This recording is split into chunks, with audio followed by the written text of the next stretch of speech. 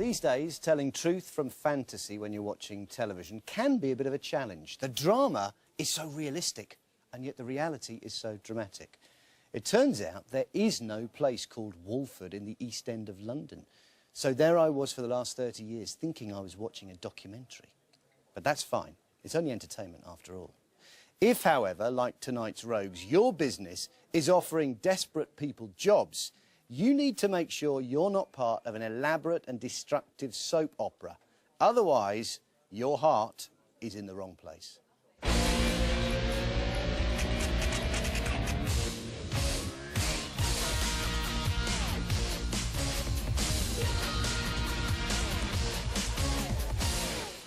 With trains out of action, the hard work has been getting to work. Real reality can be rubbish. So many people prefer to watch TV shows like this instead. They look real, following real people's real lives, but they're not real. Because in fact, the scenes are scripted. It's called scripted reality, and there's a lot of snogging. You alright, babe? Oh, hi, babe. I thought you wasn't going to be here. Yeah, I thought that too. I like that shirt.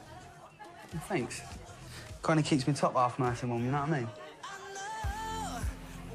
Did you snog Carrie? You what? Never mind. Whatever.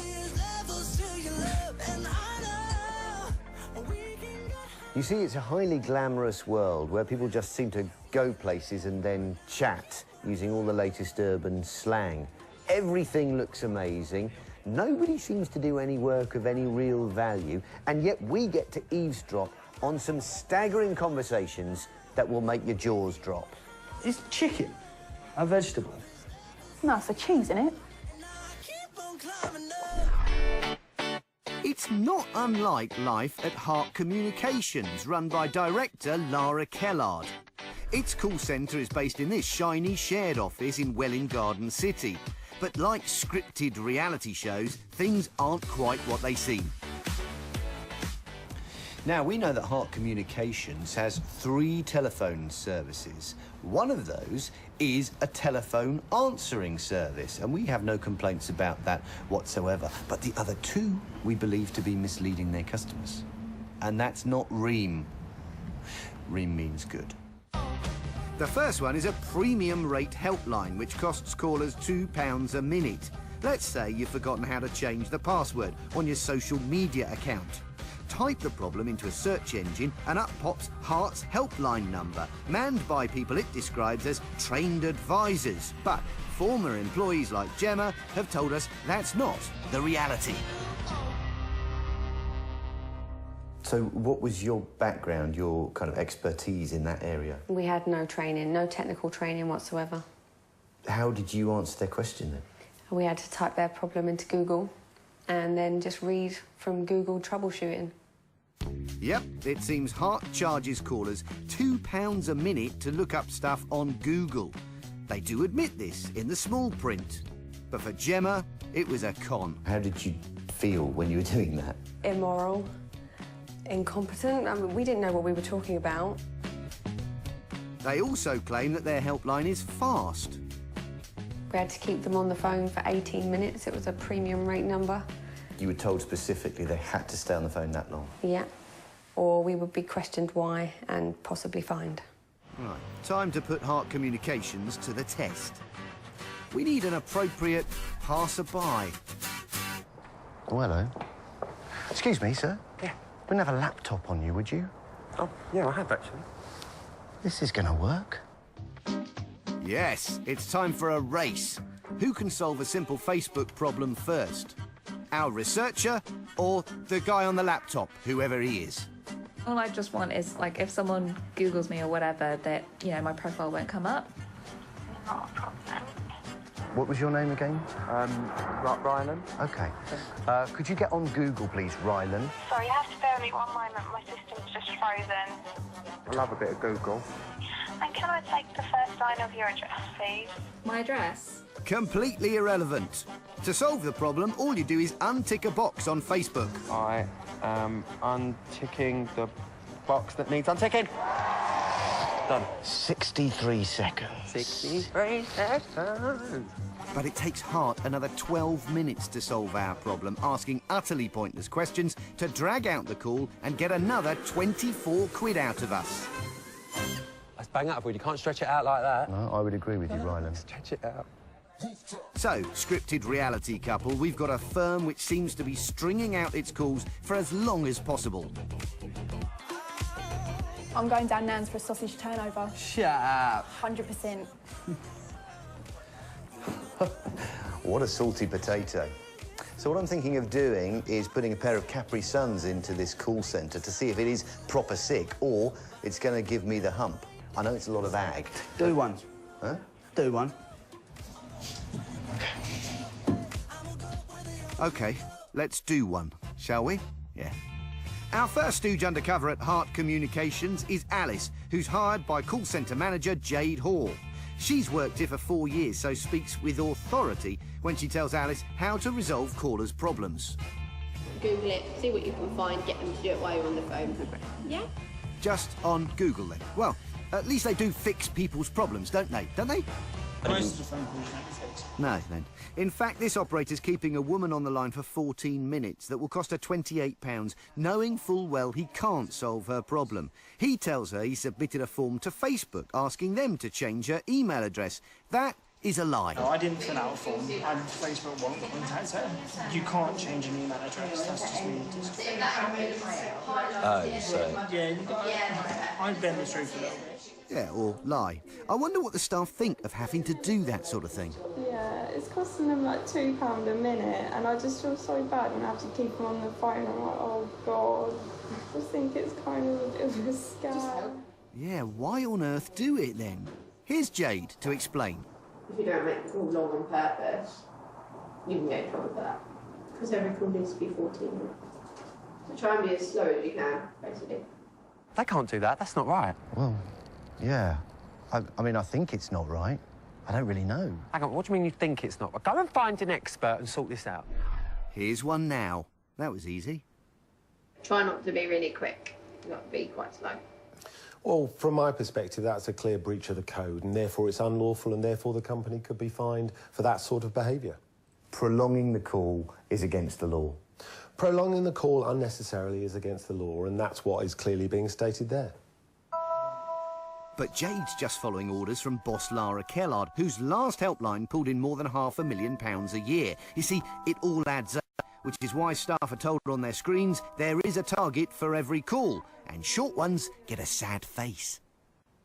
I mean, it looks like the corporate company is set up purely in order to make as much money out of these poor people as possible. It's something boss Lara Kellard has been told off about before. In 2012, her previous premium rate helpline was fined £60,000 for misleading callers. 13 of her companies have been dissolved and none have ever filed their accounts. The courts have stung them 8 times for failing to pay more than £25,000 in unpaid debts. That's the lights there. What's this one? Don't do that. Sorry. Oh, what am I supposed to be doing then? We're going back to the studio now. What, on the bike? No, we're going up in the air. What do you mean up in the air? Just push that. This? Push it up in the Up? air. Up Just like that. touch it up? Yeah, that's it. Yes, and we'll be taking to the skies later to find the bosses of Hart Communications of Welwyn Garden City, because their other scam exploits the unemployed. Also, they can live a fantasy life far away from these shores. Refugees from reality and some home truths in a bit. Hart Communications are all heart. We've seen them string customers along on their helpline to get as much money as possible, while they look for answers in pretty much the same places as the rest of us. Google. But Google this, my friends. Hart run another business targeting people who are desperately looking for work. And, like a naughty dog at afternoon tea, this one takes the biscuit. It's time for undercover stooge Arthur to join Hart Communications' scripted reality. He is well ream, or at least call centre manager Jade thinks so because she hires him on the spot and tells him about Hart's second scam, which is proper bad. OK. And then we've got something called WorkSmart, which is basically like a recruitment line. We're just taking details through finding them jobs, basically. Yeah, the website describes it as a genuine work-from-home opportunity. All job seekers have to do is request a pack, get started, and start earning pound. The catch is that to apply, you must call another premium rate phone number, which costs £2 a minute. Jade's on a call now. The con is on. You said you're cleaning at the moment, is that correct? Remember, time is money. So I've got your A-levels and your A-levels in there. Did you go on to college, university? Did you do any extra courses? That sounds like they're putting together like a CV. Yes, Ryland Clark. And it's taking a while. Okay, and how long have you been there for? Okay, so I'll just read that phonetically so you know I've got that correct. I bet you I can hold my breath for as long as this call takes. Don't be stupid, Matt. It's Tango Hotel Echo, Go on. Oscar Romeo Sierra X-ray. Go on. No problem, thank you. Sorry, could you just repeat that? Why on earth is it taking so long? It couldn't be because they're trying to keep desperate job seekers on the line for as long as possible. Could that be the answer? Give me the right hump. Well, Ryland, Jade's about to give you a left hump to go with it. When you take their work history, just go slow and get into quite a bit of conversation with that. When the dates were, specific dates, why they left, everything. Just go really slow. Okay. Longer calls mean bigger profits. Stooge Arthur notices that each day the call centre gets around 80 work-smart calls. Averaging 10 minutes each, that brings in around £1,600 a day. And with education, start from the beginning, so GCSEs, if they went to sixth form, college, any extra courses they've done. Okay. Things like that. Because it all just adds time. Yeah. Asking for their qualifications and job history would be okay if it was for an actual, genuine job. So, is it? Researcher Debs calls WorkSmart and is asked a bunch of questions, including how to phonetically spell her name. After spending 25 quid on the call, this arrives. A 7-page document containing tips on how to work from home. Things like, when meeting a new contact, say who you are and what you do. Genius. Yeah, well, that's it. There's no evidence Deb's details have been passed even to a single employer. So she calls Jade to complain. Somebody went through all my work history and my qualifications and etc. I just wondered if you sent that out to any companies yet. We don't send it out, and I think you have to source the work yourself. So there ain't a job? There is no job. That's right. Hart are breaking the law by charging people money for what they think is a job when a job doesn't actually exist. Just ask Naomi. Back in April, she was living in a homeless shelter. She'd been unemployed for 2 years and was spending 8 hours a day looking for jobs. I usually apply for about 40 in the morning and then a few more in the afternoon. Let's just say a couple of hundred a week. Now, Hart don't simply rely on job seekers calling their premium rate phone lines. Sometimes they cold call them instead and ask for a one-off payment. They asked Naomi for £29.50. They just told me about this job. They mentioned £15 an hour. A light went off in my head and said, "You've got a chance to escape. Take it." But Naomi got the starter pack instead, full of useless information she could easily have found online herself. And when she complained, Hart simply said everything she needed to get work was in the pack. I remember feeling panicked that I'd actually been taken for a scam. I needed that money for rent. I needed that money for food. So where did Naomi's rent money go? To the boss, of course, Lara Kellard. And where does she live? Cue scripted reality couple. I am so excited to go to Marbs. I can't even explain how excited I am. The music, the beach, getting tanned, you know. Gotta go Marbs, mate.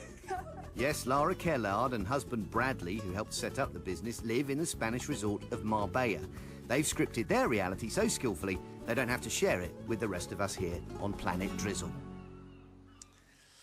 Well, time is a-wasting, particularly if you're on the phone to either of Hart Communications' dodgilified phone lines, not to mention the fact they're raising people's hopes of employment and then dashing them down in the sand. Talking of which, if you're wondering how on earth we're going to end this story, the answer's simple. The only way is Marbs, somewhere I'm sure travel journalist Simon Calder has been many... Yep, the sun is coming down on Hart Communications of Welwyn Garden City, not to be confused with companies of the same or similar name. Please, for goodness sakes, don't do that. But if we're going to enjoy a drink on the veranda wearing nothing more than a pair of flip-flops, and clothes, obviously, then we need to get ourselves to the right location, namely... Marbella! Yes, the Costa lot for a phone call. Old joke. We're here to find boss Lara Kellard, who's pocketing thousands from misusing her £2 a minute scam lines. We've tracked her down to this 5-star luxury apartment block, complete with tropical landscape gardens and a choice of swimming pools. Business must be booming. If you're currently looking for work, like Naomi, for instance, and thinking to yourself, you know, I wonder where this money's going that I'm using to pay for the advice that I'm being given over the telephone. Well, that's it, really. That's where your money's going, is to make sure Lara Kellard can carry on living in this highly secure, shiny marble palace. £2 a minute. But catching up with Lara is proving to be a problem, because where she lives is a fortress, with high gates, CCTV cameras and 24-hour security guards. And we're pretty sure we've been spotted. The surveillance team that were watching her have had the police called on them. So they have had to show their passports and all of that sort of thing to the police, who have clearly been called by somebody. Our surveillance shows that Lara is either in her version of Fort Knox or travelling in her 4x4 Porsche. The only chance we have to catch up with her is at her weekly exercise class on the beach, but... She might be skipping the gym lesson.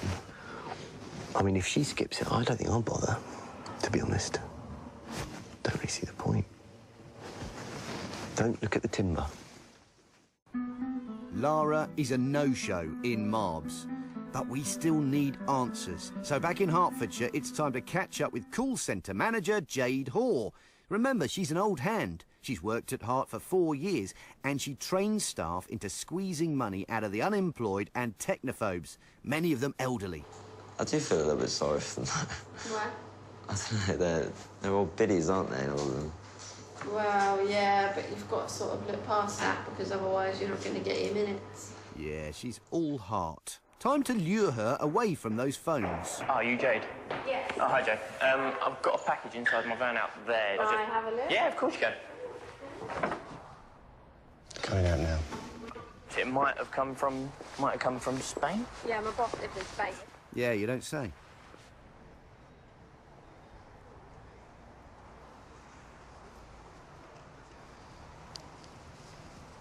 Jade, Matt, all right, BBC Road Traders. How are you doing there?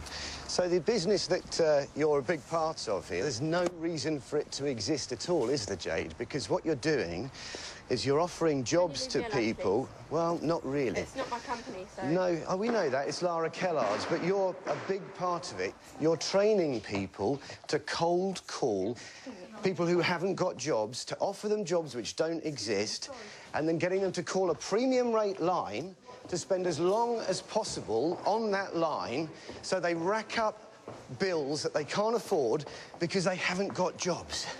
The people that work for you know it's a scam. You know it's a scam, don't you? You know that what you're doing is actually not required at all and that you're subsidising a lifestyle. No, you're not coming in here. Why not? Because they're going to call the police. That's not... For what? Why? Well, you're breaking an entry because you're not allowed to be I'm not on. breaking an entry. Jade, what we're talking about is an industry that's not required. You're making money from people who can't afford it. And all you're doing is subsidising the lifestyle of 2 people in Marbella so that they can go to the beach and drive around in a Porsche. She's quite happy to natter for hours on a premium rate phone line, but when I turn up, I can't get £2 worth of chat out of her. But we have other ways of communicating. People of Hart Communications, how are you? Are you there? Show yourselves. Give us a big wave. If you want to have a look at this screen, it kind of explains everything. All right, take it away.